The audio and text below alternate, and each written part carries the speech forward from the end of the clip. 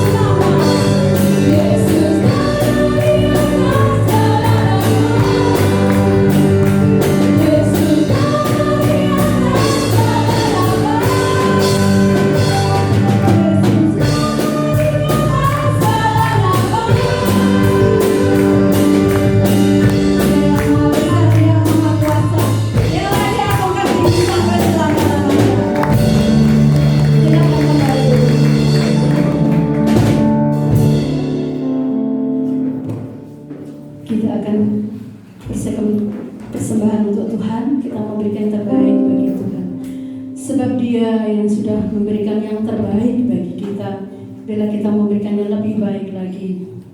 Kami mohon persediaan Ibu Esther untuk berdoa persembahan. Terima kasih ya Bapa atas kasih dan kemurahan-Mu dalam hidup kami Tuhan. Sehingga pada pagi hari ini kami boleh ada sebagaimana kami ada. Tuhan masih memberikan kami kesempatan untuk memuji dan memuliakan nama-Mu Bapa. Karena Engkau sungguh baik bagi kami. Terima kasih ya Tuhan. Sehingga pada pagi hari ini juga kami boleh memberikan yang terbaik bagi-Mu Bapa, karena Engkau sudah memberikan terlebih dahulu yang terbaik buat kami. Terima kasih Bapa. Kami yakin dan percaya Tuhan, Engkau yang mengerti segala keberadaan kami. Engkau akan memenuhi, bahkan melimpahkan berkat bagi kami semua. Terima kasih Tuhan. Biarlah apa yang kami berikan dapat menyenangkan hati-Mu dan dapat memegahkan kerajaan. Kami menyerahkan persembahan kami di dalam nama-Mu, dalam nama Tuhan Yesus Kristus. Haleluya. Amin. Kita pujikan. Suka-suka-Mu Tuhan, kita memberikan persembahan bagi Tuhan. Bila kita dengan segenap hati dengan penuh sukacita kita memberikan persembahan bagi Tuhan. Tebus oleh kuasa darah yang kudus, sekarang hidupku bukan milikku lagi. Apa yang Tuhan ku mau inginkan, apa yang Tuhan ku melakukan, asalkan Tuhan ku senang, semua ku relakan, namanya dimuliakan. Suka-suka-Mu Tuhan, suka-suka-Mu Tuhan, suka-suka-Mu Tuhan, suka-suka-Mu Tuhan, suka-suka-Mu Tuhan, suka-suka-Mu Tuhan, suka-suka-Mu Tuhan, suka-suka-Mu Tuhan. Setelah hidupku telah ditebus oleh kuasa darah yang kudus, sekarang hidupku bukan milikku lagi.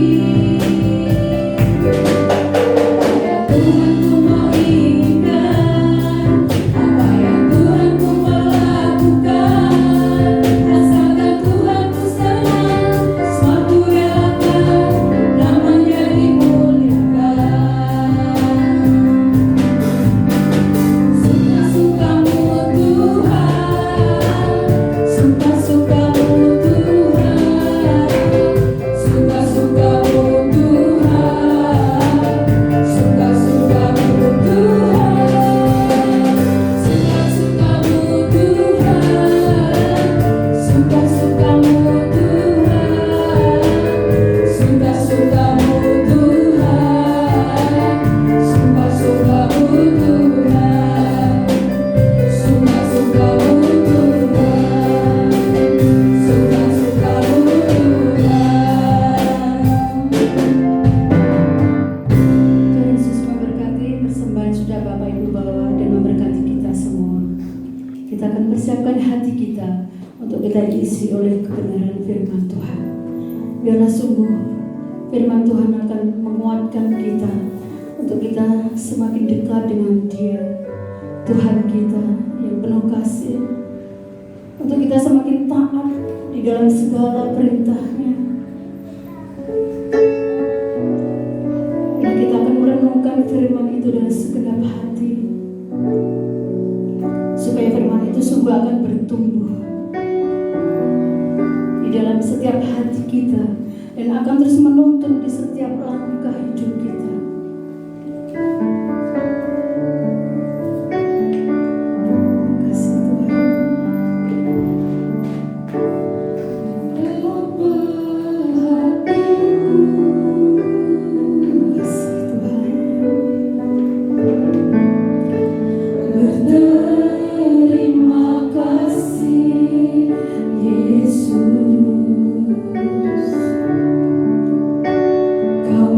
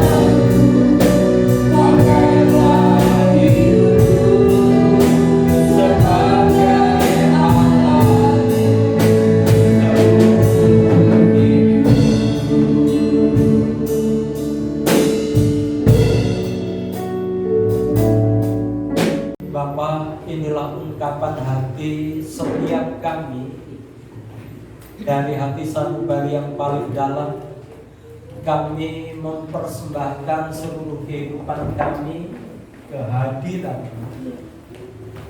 Mari Engkau yang akan menyempurnakan kami, firman-Mu yang akan membentuk kami, sehingga hidup kami menjadi persembahan yang layak di hadirat-Mu, dan biarlah kami berbahagia oleh karena-Nya.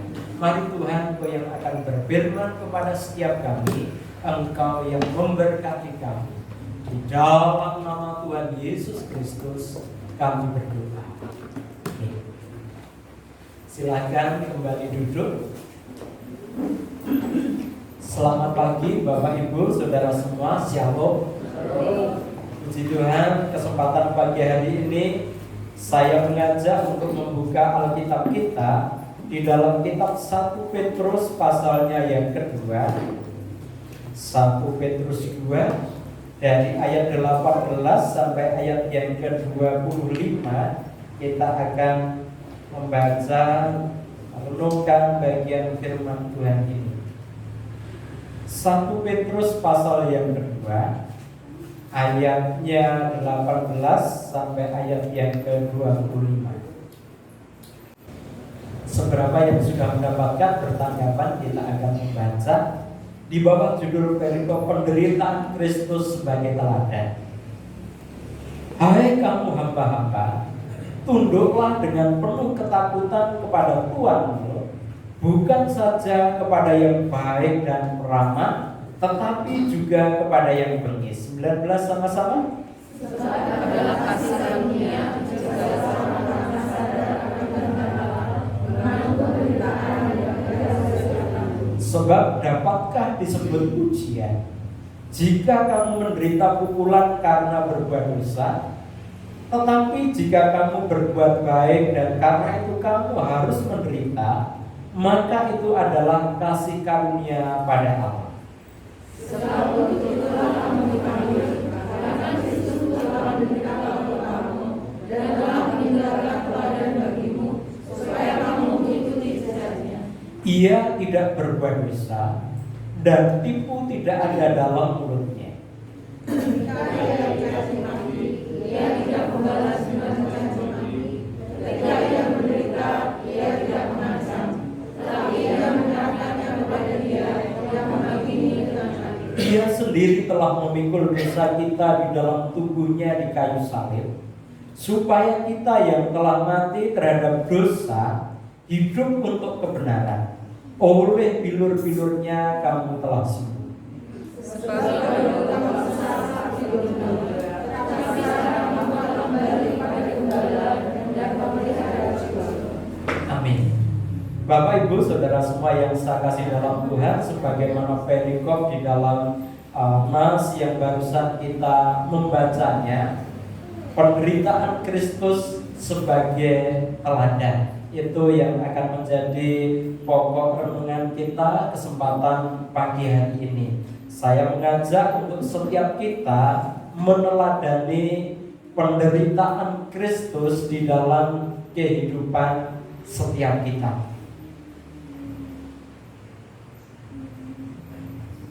Ketika kita dipanggil untuk percaya kepada Tuhan di dalam Filipi pasal 1 ayat 29, di sana dikatakan kita dipanggil bukan hanya untuk percaya, tetapi juga untuk menderita bersama dengan Dia. Bahkan kalau kita melihat lebih lanjut di dalam Lukas pasalnya yang ke-9 di sana, bahwa setiap orang yang mau mengikut Yesus, dia harus menyangkal dirinya dan memikul salibnya setiap hari. Jadi kehidupan Kristen memang identik dengan penderitaan. Tetapi bagaimana ketika kita harus menderita di dalam segala sesuatu yang pada akhirnya kita akan bisa menerima semuanya itu dengan lapang dada. Kita bisa menerima semuanya itu tanpa ada perasaan, bahasa Jawanya berundel begitu. Kita tidak bersungut-sungut, tetapi kita bisa menjalani semuanya dengan baik, sehingga tidak ada dosa di dalam kehidupan kita, walaupun kita harus menderita. Bagaimana juga kalau kita melihat di dalam Injil Yohanes, di sana Tuhan Yesus memberitahu kepada setiap kita, walaupun kita menderita itu bukan apa-apa, karena Dia sendiri yang adalah guru dan Tuhan kita, Dia sudah mengalami penderitaan itu. Dan jangan kita menjadi kecewa ketika kita harus mengalami semuanya itu, tetapi kita bisa menjalaninya dengan lapang dada. Oleh karena itu, teladan apa yang Tuhan berikan kepada setiap kita ketika kita harus menderita semuanya itu? Mari saya mengajak untuk melihat bagian yang pertama, bagaimana kita meneladani Dia. Di dalam ayat 18 saya membaca, hai kamu hamba-hamba, tunduklah dengan penuh ketakutan kepada Tuhanmu, bukan saja kepada yang baik dan ramah, tetapi juga kepada yang bengis kepadamu. Kepada Tuhan yang bengis pun kita juga harus tunduk kepadanya. Dari ayat ini saya bisa mengambil satu kesimpulan, Kita harus berjalan sesuai dengan posisi kita. Di situ ada hamba, di situ juga ada Tuhan. Bagaimana kita bisa melihat kenyataan ini yang pada akhirnya kita akan nyaman untuk menjalaninya. Jangan merasa bahwa kalau seseorang menjadi tuan itu sesuatu yang enak. Belum tentu kalau memang dia posisinya adalah hamba, kemudian dia menjadi tuan, yang mestinya dia menjadi rakyat jelata, kemudian dia dijadikan pimpinan bangsa ini. Belum tentu dia bisa. Walaupun kelihatannya menjadi penguasa, menjadi orang nomor satu itu adalah sesuatu yang sangat enak, tetapi belum tentu. Hanya saja kalau kita bisa menempati posisi kita yang memang kita bawahan, ya di sana kita akan nyaman. Sebagaimana dia yang adalah penguasa ada di sana, dia juga akan nyaman di sana. Karena pada akhirnya nanti kalau masing-masing kita itu ada di dalam posisinya, itu akan menjadi nyaman. Saya mau kasih tahu, jika dua tukang dia disatukan untuk mengerjakan sesuatu, pasti mereka akan cekcok.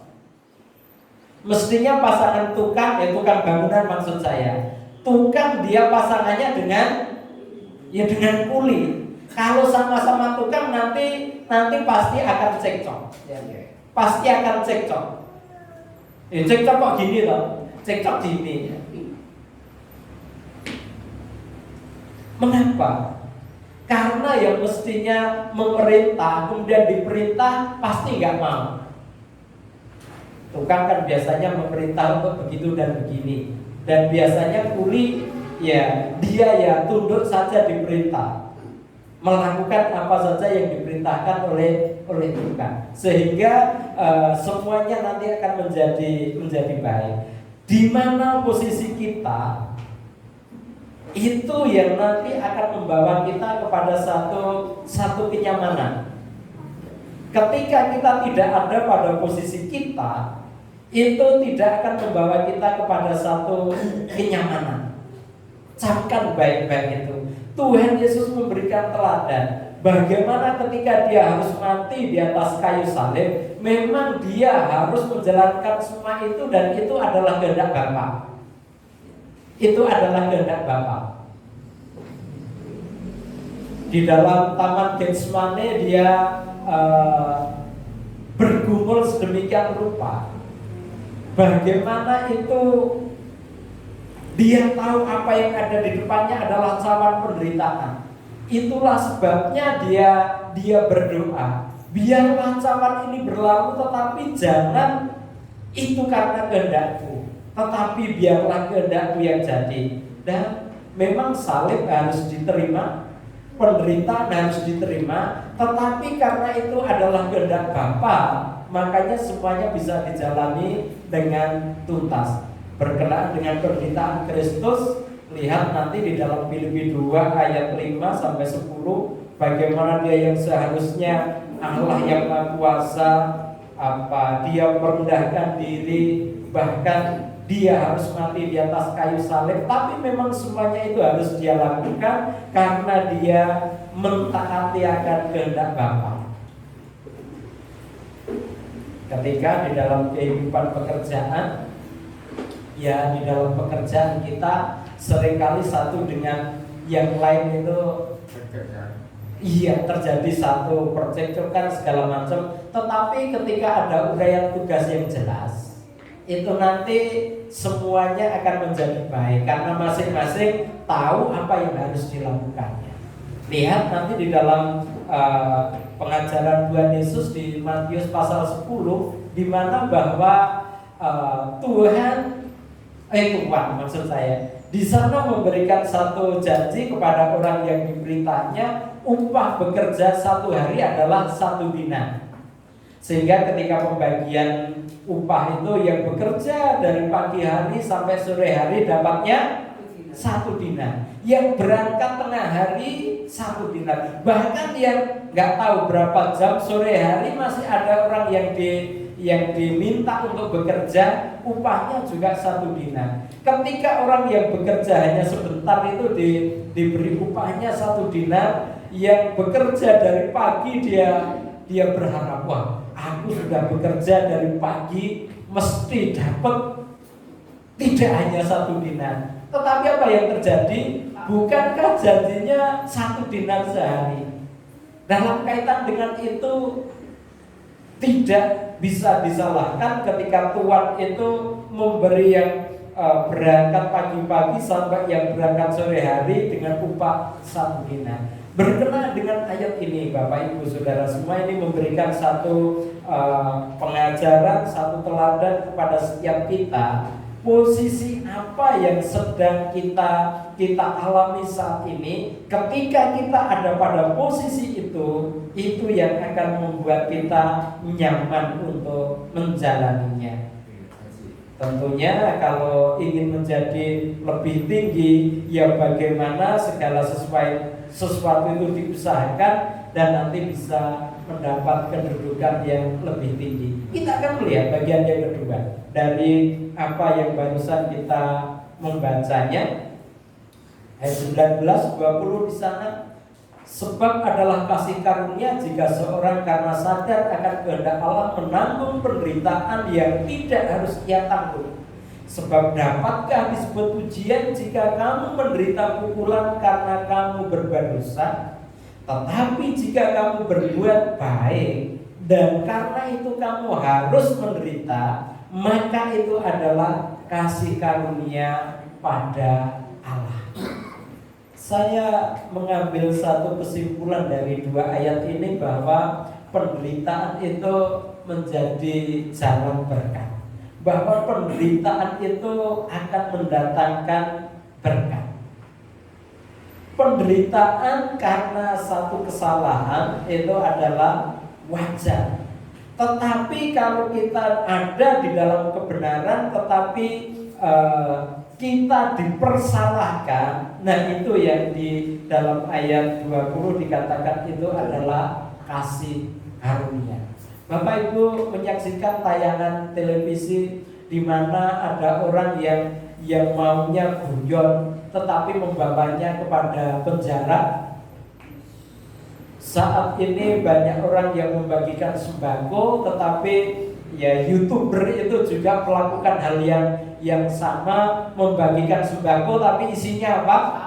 Isinya sampah. Katanya itu hanya guyon, tetapi yang seperti itu membawa kepada satu penderitaan. Sudah ditangkap dan itu ancaman hukumannya 12 tahun penjara. Gak tahu mau penjara berapa lama, tergantung hakim yang menentukan nanti. Tetapi bagi setiap kita jangan ada orang yang menderita oleh karena hal yang seharusnya tidak kita derita. Tetapi kalau kita menderita sebagai orang benar, itu adalah kasih karunia. Itu sesuatu yang khusus yang diberikan kepada setiap kita. Dan harus ingat bahwa ketika Tuhan memberikan semuanya itu kepada kita, sadarlah bahwa Tuhan akan memberikan kita bau yang kuat untuk kita dapat menanggungnya. Katakanlah kalau itu menjadi satu pencobaan, Tuhan katakan pencobaan yang kamu alami itu adalah pencobaan yang biasa, sehingga kamu kuat menanggungnya. Dan Tuhan akan memberikan jalan keluar ketika harus mengalami semuanya itu. Di situ saya katakan bahwa penderitaan itu menjadi jalan berkat. Bagaimana ini bisa terjadi? Kita bisa melihat di dalam banyak cerita di dalam Alkitab. Taruhlah seperti seorang Yusuf. Haruskah dia menderita semua itu karena itu adalah kesalahan dia? Ketika dia harus dijual oleh saudara-saudaranya atau diawali, kalau toh dia disayangi oleh orang tuanya sedemikian rupa, apakah kesalahan dia? Kalau dia ganteng, apakah dia salah? Kemudian ketika saudara-saudaranya menjualnya, ketika kemudian dibeli oleh Potifar dan nyonya Potifar jatuh cinta kepada dia karena dia ganteng, apakah Yusuf salah? Tetapi semua penderitaan yang dialami itu akan membawa dia kepada satu kemuliaan yang Tuhan rencanakan di dalam kehidupannya, yang nantinya akan memelihara kehidupan satu bangsa. Dia katakan begitu. Jadi dia pagi hari itu sarapan di penjara, tetapi kemudian dia makan siang di istana. Dalam artian memang begitu.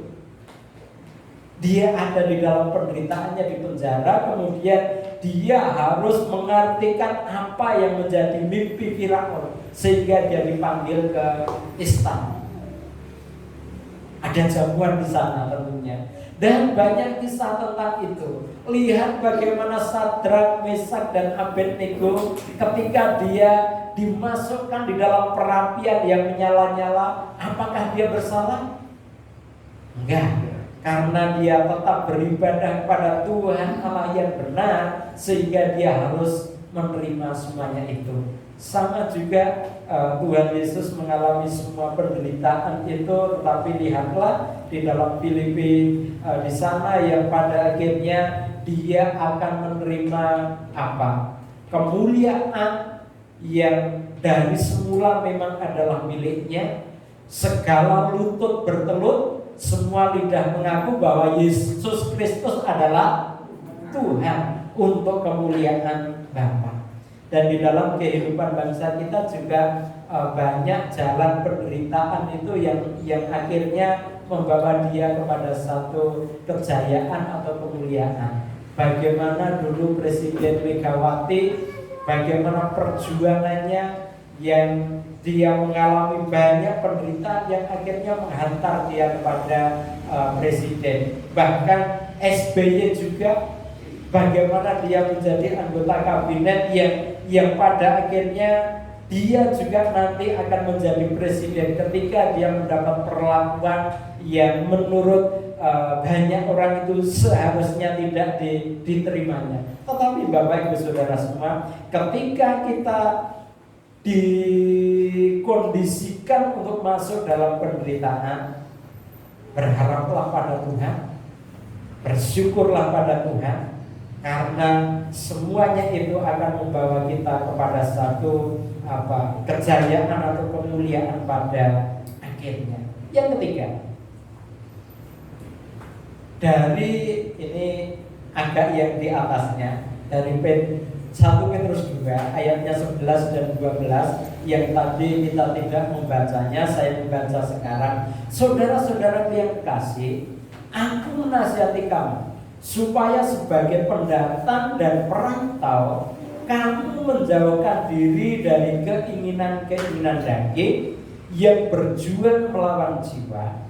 Milikilah cara hidup yang baik di tengah-tengah bangsa-bangsa bukan Yahudi, supaya apabila mereka memfitnah kamu sebagai orang durjana, mereka dapat melihatnya dari perbuatan-perbuatanmu yang baik dan memuliakan Allah pada hari Ia melawan mereka. Ketika kita harus mengalami satu penderitaan, di sini ayat ini memberikan satu pengajaran bahwa kita harus menguatkan satu dengan yang lain ketika menghadapi penderitaan. Di sini Petrus memberikan kekuatan, memberikan nasihat kepada para perantau, orang-orang percaya diaspora dimanapun mereka berdiam. Ketika mereka harus menghadapi pencobaan-pencobaan di tengah bangsa-bangsa itu, jangan ada orang yang memfitnah karena perbuatan-perbuatan yang tidak baik. Tetapi biarlah semua perbuatan harus sesuai dengan firman Allah, supaya ketika Tuhan melawan, kita akan dipermuliakan. Begitu bunyi ayat ini. Demikian juga setiap kita. Memang kita masih ada di dalam daging, dan keinginan daging itu akan membawa kita kepada satu kebinasaan. Tetapi ketika kita hidup di dalam roh, di mana Tuhan akan mempermuliakan kita ketika kita menjalani satu kehidupan yang tidak berlawanan dengan firman Allah. Milikilah cara hidup yang baik. Ketika kita memiliki cara hidup yang baik, di sana Tuhan katakan Dia akan mempermuliakan ketika Tuhan melawan. Bapak Ibu Saudara semua yang saya kasih dalam Tuhan, saat ini seluruh dunia menghadapi satu pandemi, satu penyakit yang menyebar global ke seluruh dunia, yaitu COVID-19 namanya. Di sana akan muncul grup-grup yang akan menguatkan satu dengan yang lain. Melalui grup WA, melalui banyak grup di media sosial yang pada akhirnya mengajak masing-masing kita saling menguatkan satu dengan yang lain di dalam doa. Ada grup di sana yaitu doa untuk Indonesia, dan banyak lain lagi grup tentang itu. Bahkan bukan hanya itu, ada perbuatan-perbuatan yang nyata yang dilakukan oleh orang-orang tertentu, dan itu tidak hanya orang percaya, tetapi orang-orang yang memiliki kepedulian terhadap orang-orang yang harus menderita oleh karena bencana COVID-19 ini masih segar di telinga kita, di dalam pemandangan kita. Satu konser yang diadakan oleh orang Ngawi, yang konsernya dari rumah, nyanyinya dari rumah, tetapi berapa yang dikumpulkan? 7,6 miliar. Dan semuanya itu digunakan untuk menanggung beban orang-orang yang ada di dalam penderitaan karena COVID ini. Banyak juga anak-anak Tuhan yang melakukan itu. Lembaga-lembaga Kristen juga melakukan itu. Itu menjadi satu teladan sebagaimana Kristus, Dia juga menyerahkan dirinya untuk menjadi tebusan bagi banyak orang. Dan ada orang-orang yang memiliki kasih yang demikian, yang pada akhirnya dia juga melakukan apa yang bisa diperbuatnya untuk meringankan beban orang lain. Mereka membagikan sembako. Sembako itu berapa? 9 ton. Tetapi walaupun itu hanya beras, gula dan minyak, itu juga dinamakan yang benar mestinya apa sih katanya? Mestinya timbako begitu ya. Tetapi nggak ada yang mengatakan timbako. Mesti walaupun hanya 3 itu ya sembako. Artinya itu bahan pokok yang harus diterima, yang menjadi bagian dari 9 itu. Bapak Ibu Saudara semua yang dikasih Tuhan, biarlah dalam kesempatan ini kita sungguh bisa meneladani penderitaan Tuhan Yesus yang sedemikian. Ini harus nyata di dalam kehidupan kita. Itu bukan hanya untuk dimengerti, tetapi itu untuk dilakukan. Ya, bukan hanya untuk dimengerti, tetapi itu untuk dilakukan. Sebagaimana yang ada di sini, kita juga bisa saling menguatkan satu dengan yang lain. Kalau kita tidak boleh berkunjung karena kita harus menjaga jarak, nggak apa-apa, kita bisa mendukungnya di dalam doa. Kalau kita tidak bisa ngomong-ngomong secara langsung, buatlah WA yang akhirnya nanti bisa menguatkan orang-orang yang ada di dalam penderitaan. Apapun kesusahannya, kita turut menanggung bersama. Kita bisa memberikan dorongan semangat untuk masing-masing yang ada di dalam penderitaan itu memperoleh kekuatan karena kita. Walaupun kita dipisahkan oleh jarak, tetapi kita dipersekutukan di dalam Tuhan. Dan puji Tuhan, banyak media yang sekarang bisa menjembatani orang yang jauh bisa menjadi lebih dekat.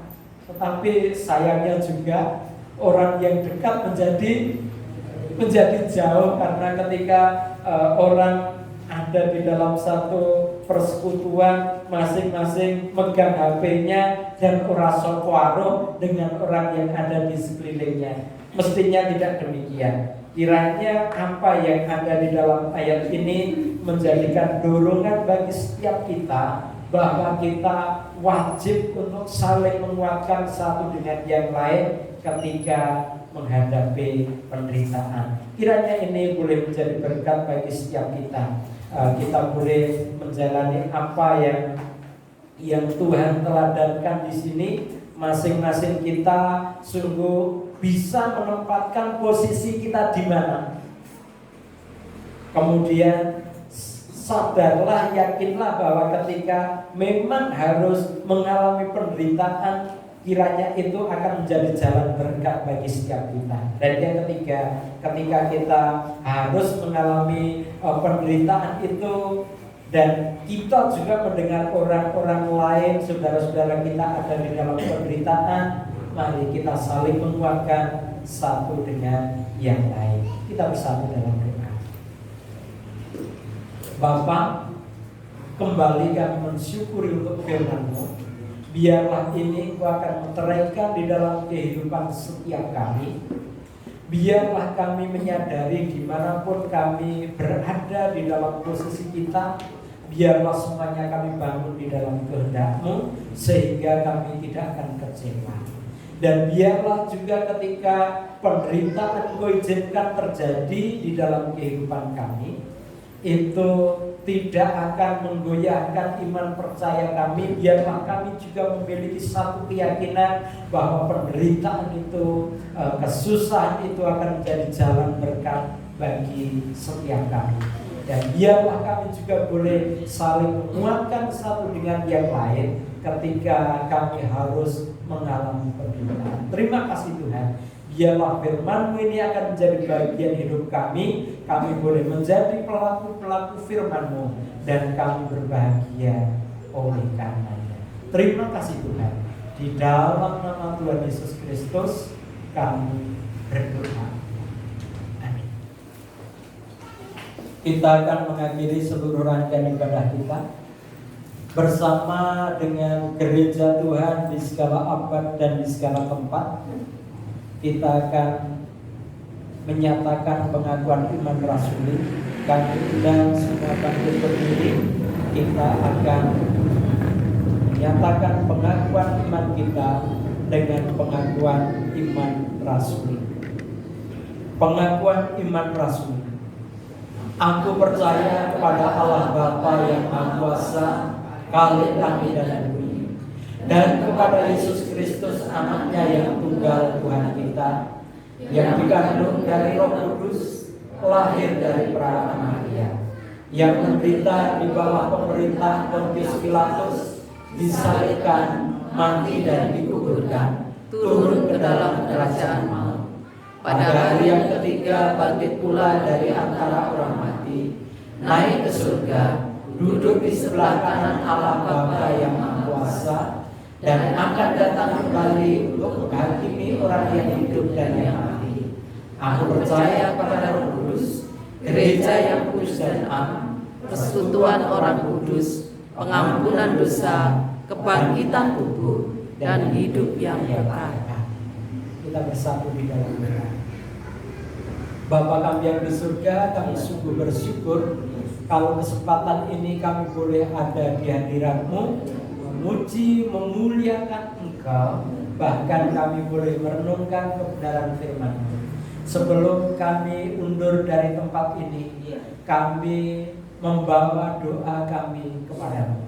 Kami menyerahkan seluruh umat tebusan-Mu ini ke dalam tangan kuasa-Mu. Engkau yang terus menyertai kehidupan mereka, di dalam kehidupan pribadi mereka, rumah tangga mereka, bahkan ketika mereka hidup di dalam masyarakat. Mari Engkau yang Immanuel itu tetap menyertai mereka. Engkau memberkati setiap usaha pekerjaan mereka masing-masing, sehingga melalui semuanya itu menjadi alat di tangan-Mu untuk terpelihara memelihara kehidupannya, tercukupi segala kebutuhannya, bahkan boleh hidup berkelimpahan karena Engkau, sehingga mereka dimungkinkan terlibat di dalam pekerjaan pelayanan kepada Tuhan. Terima kasih Tuhan. Kami mengingat juga untuk setiap saudara kami yang tidak ada bersama kami, mereka yang sakit, Tuhan yang akan memberikan kesembuhan. Kami mengingat untuk Bapak Evan yang saat ini ada keluhan di dalam tubuhnya. Kami menyerahkan dia dalam tangan kuasa-Mu. Engkau menciptakan dia, Engkau berkuasa atas hidupnya, termasuk Engkau berkuasa untuk memulihkan segala kondisi tubuhnya menjadi sehat seperti sedia kala, sehingga nama-Mu dipermuliakan di dalam kehidupannya. Setiap saudara kami yang ada di dalam segala kelemahannya, Engkau memberikan kekuatan. Mereka yang ada di dalam segala pergumulannya, Engkau yang memberikan jalan keluar. Anak-anak kami yang masih sekolah, yang menghadapi segala ujian penilaian akhir tahun, mereka mendapat kekuatan, kepandaian yang datang dari Tuhan, sehingga semua soal boleh dikerjakan dengan benar dan mereka memperoleh nilai yang mempermuliakan Tuhan. Terima kasih Tuhan. Kami juga berdoa untuk anak-anak kami yang kuliah. Engkau juga memberkati mereka. Mereka yang akan mencari sekolah baru, tempat kuliah baru, Engkau berjalan di depan mereka. Engkau meluruskan semua jalan sehingga mereka boleh mendapat tempat kuliah yang sesuai dengan apa yang mereka cita-citakan, yang tentunya juga sesuai dengan rencana Tuhan. Terima kasih Tuhan. Kami berdoa untuk pemerintah bangsa kami yang saat ini sedang menghadapi pandemi COVID-19. Tuhan, hikmat bijaksana yang datang dari Tuhan Engkau berikan kepada para pemimpin bangsa kami, sehingga dapat mengatasi semua masalah dengan baik. Kami berdoa untuk tim medis yang ada di garda depan pemberantasan COVID-19 ini. Engkau memberikan kekuatan kepada mereka, bahkan Engkau akan memberikan hikmat kepada para ahli untuk bisa menciptakan obat yang bisa untuk menyelesaikan permasalahan COVID-19 ini. Terima kasih Tuhan, terima kasih. Kami menyerahkan untuk gereja kami, sinode gereja kami, departemen yang ada, bahkan gereja-gereja lokal di seluruh Indonesia. Engkau melawat mereka, Engkau memberkati setiap mereka. Terima kasih Tuhan. Kami akan undur dari tempat ini, pulang ke rumah kami masing-masing, dan biarlah kami semua mengadah kepadamu. Kiranya kasih karunia dan rahmat yang datang dari Allah Bapa, anugerah damai sejahtera di dalam Tuhan Yesus Kristus, berkat-berkat di dalam persekutuan Roh Kudus tercurah atas umat tebusan ini dari saat ini sampai Maranatha, di dalam nama Tuhan Yesus Kristus. Haleluya. Amin. Bapak Ibu boleh ambil satu teduh sejenak.